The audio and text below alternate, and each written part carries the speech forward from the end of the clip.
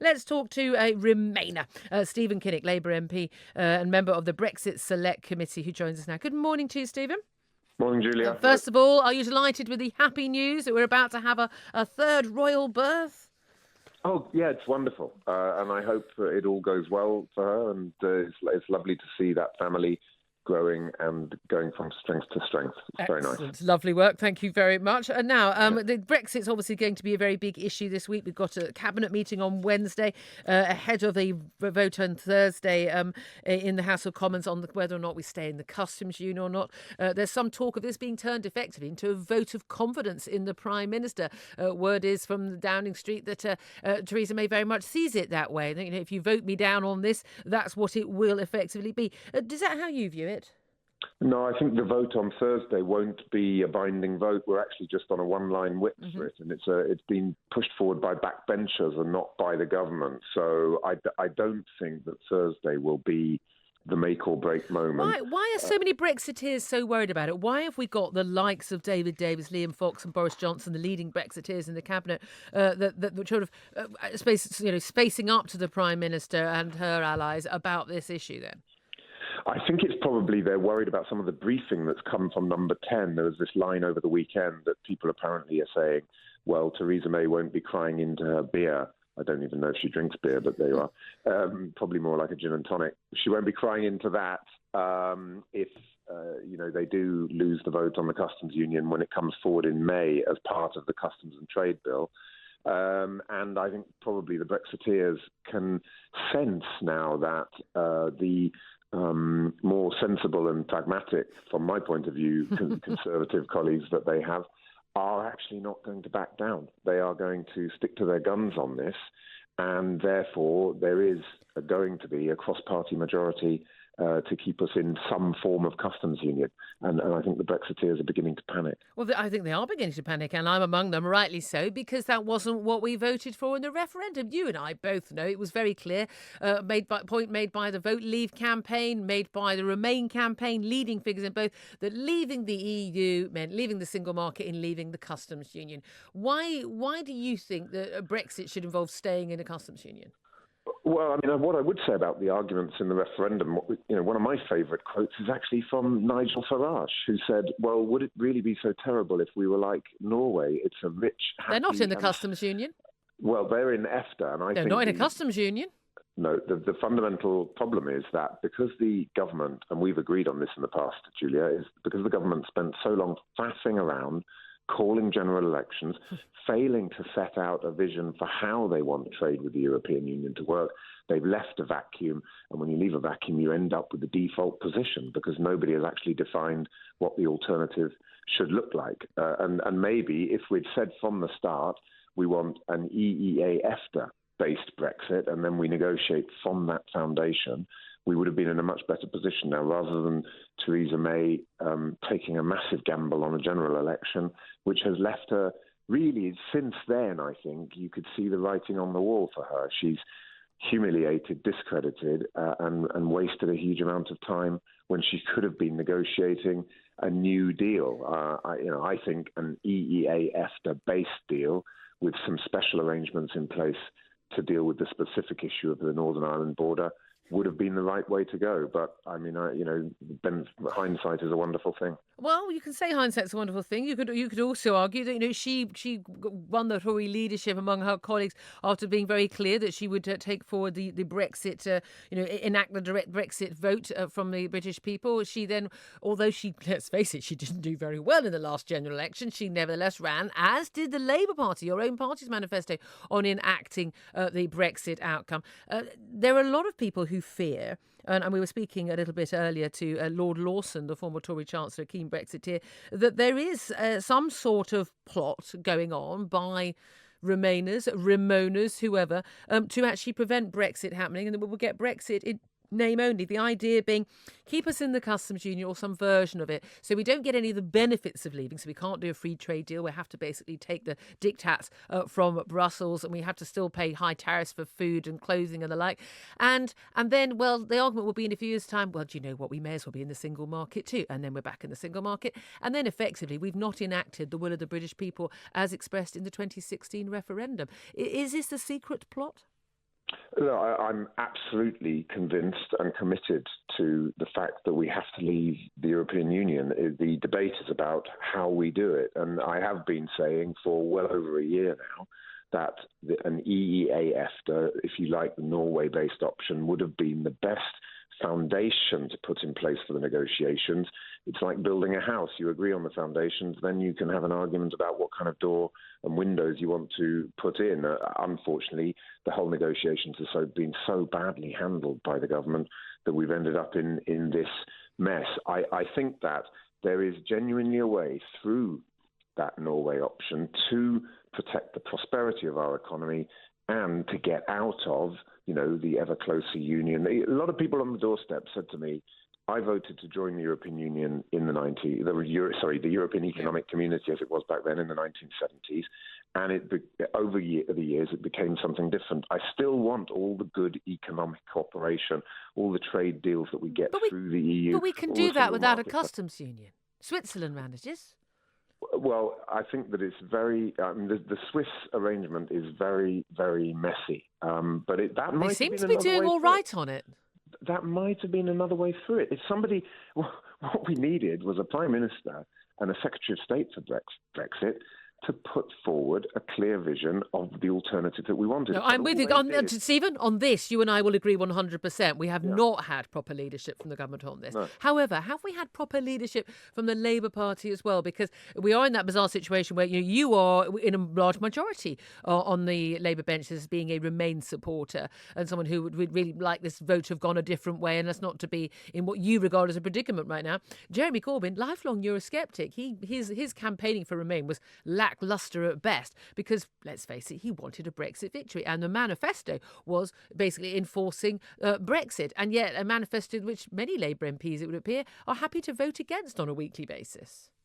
Well, of course, our manifesto said we want the same benefits from EU after Brexit as we had through EU membership, and then it's up to the government to negotiate on that benchmark, which they, of course, set. And it's, of course, David Davis himself who said we're going to get the exact same benefits. Okay, fine. Let's see if we can get the exact same benefits through a different arrangement, which potentially gives us more sovereignty. But I think on the customs union, you've got to do the cost-benefit analysis. And when you look at the way that, for example, a car is made in this country, automotive sector has been incredibly successful. Those parts go across borders dozens of times. It's impossible to keep the business model we currently have of integrated supply chains, just-in-time management, and come out of the customs union because the level of red tape that you'd have to deal with would just wreck your business model. But, Stephen, you know perfectly well, after Brexit, all of those companies are going to leave Britain and we're going to be back in the medieval economic ages, and we won't have to worry about things like that because of the economic Armageddon that's going to happen. Come on, get with the programme. No. I mean, I think what's happening is a reality check. It is that businesses up and down the country are saying, we don't mind about leaving the European Union as long as it doesn't wreck our business model. And how do we deal with the issue of red tape? This is, okay. This is basically what it boils down to. That question has not been answered by the government. I'm going to be speaking to Lord Digby Jones in just a couple of moments, but just on another issue, obviously in the news, I do want to ask you about it. Remiss if I didn't. Dawn Butler is on the shadow front bench, and she has said yesterday she believes that Theresa May is racist and operating institutionally racist policy over the Windrush generation fiasco. Undoubtedly, I think everyone who's sane would agree it's been a terrible fiasco, and that it needs to be sorted out. But do you believe that Theresa May is racist? No, I don't. Absolutely not. And I think that this is about the very poor handling and implementation of a policy. It's not about people's fundamental values. I think we all want to build a cohesive, inclusive Britain. The problem is that huge mistakes have been made in the implementation of dealing with illegal immigrants, and that's had a knock-on impact. And it's so depressing because these people have brought so much to our country, and but I don't think that it's helpful to attack people's fundamental values in that way. Should Dawn Butler apologise and retract? That is a matter for Dawn. I'm not going to be drawn on that, but I do think that we need to keep this focused on delivering policies that work. Stephen Kinnock, pleasure to speak to you, sir. Labour MP, a member of the Brexit Select Committee, a Remain supporter, as you will obviously have heard. Thank you very much indeed. Let's talk now to the former Director General of the CBI, keen Brexiteer Lord Digby Jones, who joins us on the line. Good morning to you, Lord Jones. Good morning. Good morning. Well, we've been talking about this vote on Thursday, and as Stephen Kinnock pointed out, it's a one-line whip. It's not a binding vote. This isn't going to be a vote of confidence in the government. It's not going to be whether Theresa May, lives or dies as Prime Minister. But there is a lot of concern, clearly, among leading Brexiteers like David Davis, Liam Fox, and Boris Johnson, that something is amiss. Something is going on. There is a plot to try and water down Brexit and Brexit in name only. Do you share that concern? Well, I think the Remainers haven't in any way got over the shock of the fact they lost. So they're still hankering after anything that they can say is EU membership light. And this is one of those. And the real tragedy for our country, whether you voted Remain or whether you voted Brexit, the real tragedy is this is going to happen. And therefore, why don't we get the country together to make the best and the most of what post 29th March 2019, or indeed after transition 31st December 2020, what will our country need? What will it look like? And every Remainer listening to this has a duty to ensure that this country can do the best it possibly can afterwards. Now, if somebody puts up an argument for me as to why a customs union is a good thing. And I thought the one thing he was persuasive, I was just listening to it, Julia, and the one thing where he was persuasive, this idea of the red tape. I said this years, it feels like years, probably months ago, I said on one interview, I think with you actually, and I said, everybody's obsessing about tariffs. Yeah. Forget it. The Germans run Europe. The Germans don't want it because their cars selling here. You won't get tariffs. What you will get is a lot of red tape, a lot of bureaucracy, a lot of delay at ports for forms to be filled in. That's what you've got to concentrate on. Now, if a customs union stops all that, I find that argument persuasive except for one thing, which is that the EU is a protectionist environment. It doesn't trade around the world and allow companies to trade around the world, buy and sell in other markets, but that what the French, the Spanish and the Germans and the Italians want, basically. And on that problem, we have never been suitable for that because we've always been an open market. We don't do protectionism.